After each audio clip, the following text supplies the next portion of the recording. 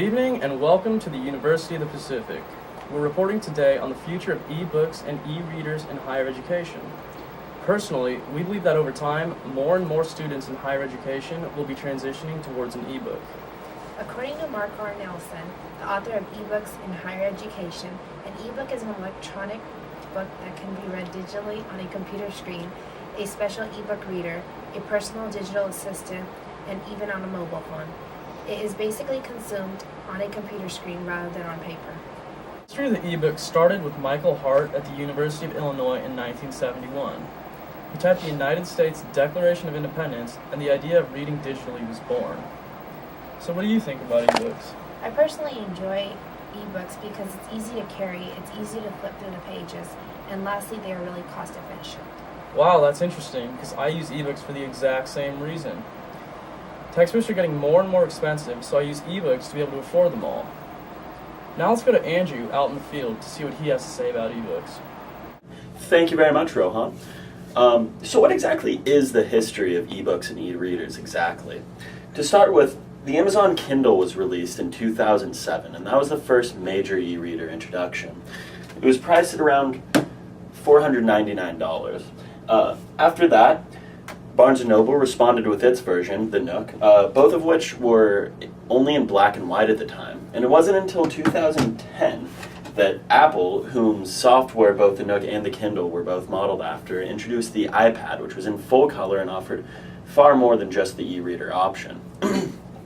Since then, Kindle and Nook have upgraded to color versions, and also due to the extreme price of the iPad, were forced to drop their prices down to below $200 for the basic versions.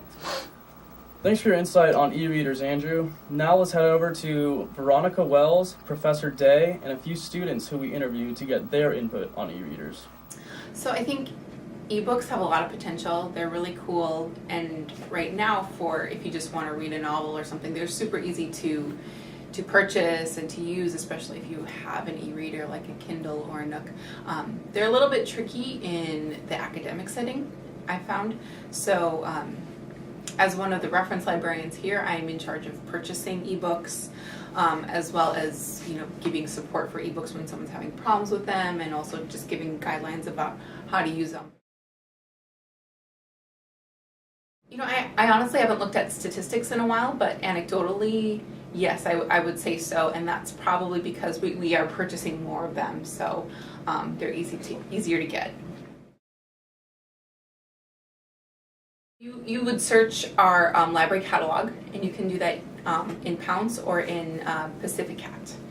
And usually when you do a search, and you limit by books, that'll come up as an ebook or a book, and you'll just get a link directly to it, and then you can get access to it. The important thing to know is that you can look at it right away, especially if you're a student here, you can look at it right away. But there are some extra steps if you want to actually download the book, borrow it for a period of time and put it on your e-reader. So there's kind of like an extra step. You have to create an account, you have to download a specific app, and then upload it there.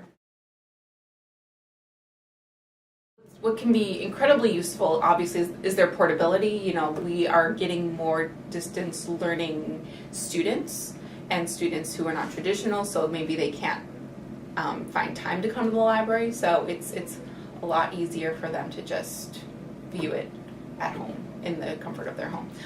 Also, what I found it to be really useful is sometimes ebooks can be more effective than an index.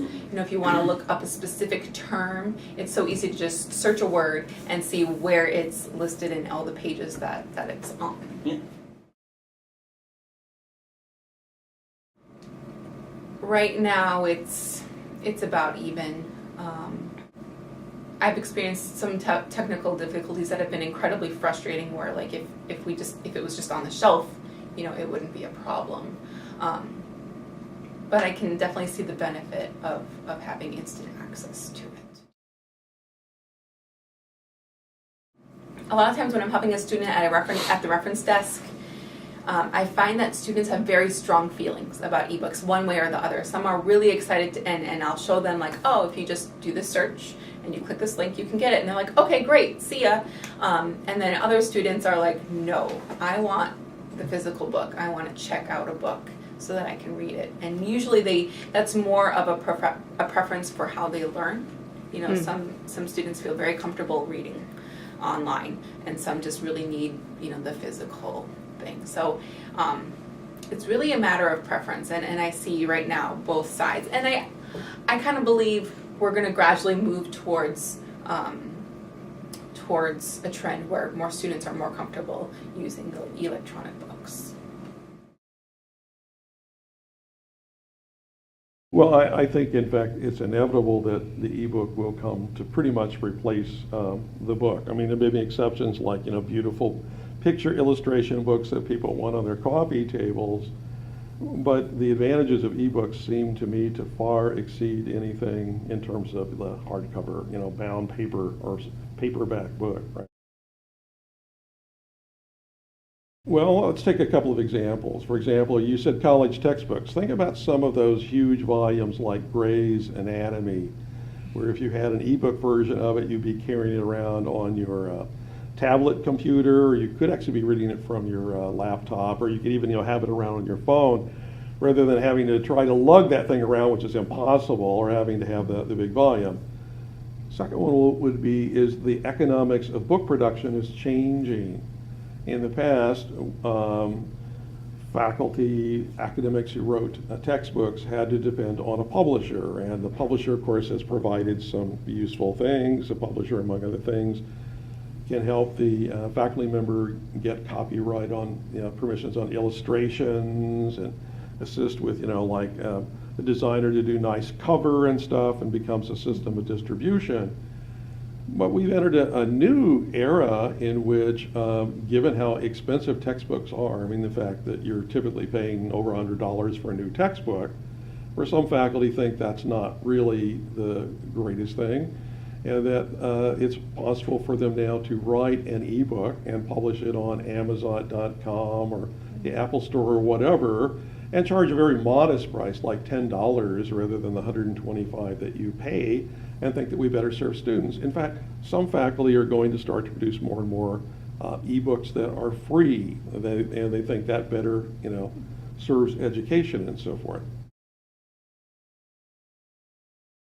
I like ebooks a lot. I got a Kindle Fire HD for Christmas, and I've been just using that ever since. And I love it because I don't have to put everything on a shelf. I do still love the books, to open them up and smell them and everything, but what I really like about ebooks is that they're very versatile. You can like pick and choose. You can categorize it in your Kindle. You can highlight things in it. You can bookmark. You know, it's actually really nice because you can have a lot of different options. It depends on the class. This semester is the first time I used an ebook for physiology, and it actually worked really great. I can highlight everything on there, bookmark it, but somehow I feel like, you know, I'm so used to having like a physical book, it's kind of hard sometimes to find things on the Kindle. So I think that they need to improve how you're able to get into the book and look things up, because then you lose your place sometimes. Yes, I do. I think ebooks are a lot cheaper. Cheaper and easier to use sometimes, but also I do miss like using actual books, you know, sometimes. But usually the ebooks are a lot cheaper than the actual books, so I think it's cost friendly for people who have a lower income. I use a Nook from Barnes & Noble, and it cost about $100. I use my Nook mainly for reading, but there have been some circumstances where I needed a textbook very last minute, and that's when it became very useful to have. The textbook that I bought on my Nook was pretty cheap. It was about $8, so it was definitely worth the buy. Ebooks really help athletes because, you know, it's yours, you purchased it, and you don't have the pressure of having to return it at the end of the semester. So, you know, later on in your academic career, if you want to go back and look at a certain text, you'll be able to have that on your ebook. Whereas, you know, if you return a text and you don't have that information. I actually do prefer reading a real textbook instead of an ebook because you can highlight and take notes and what have you. But the ebook is very efficient because it's so light and travel friendly. I think that ebooks are becoming so efficient that they will make the print books actually obsolete. So this is the future. I have the new version of the Kindle, like 150. It's like all touch screen. I don't use it for textbooks, I use it for personal reading. I prefer textbooks just because I like to take notes in my textbooks, and as an athlete we have to return them, so I don't even know what the policy is about getting an ebook. I've had classmates that have had ebooks that have been able to use them. I've never brought mine in. I did read one book for class on it, and he let us have it in class, so that was helpful. I think eventually, since we're so driven by technology, that I feel like into the future everything's going to be on an ebook or on a reader or something of that sort. Thank you all for tuning into our episode. It seems as though that the student body, librarian, and professor are all on the same page concerning the rise of ebooks in higher education. According to Allison Flood, by 2011, ebooks became the best-selling book format in the United States in terms of revenue, accounting for 11% of all books sold. Projections indicate that this figure could increase to 50% of the market by 2015.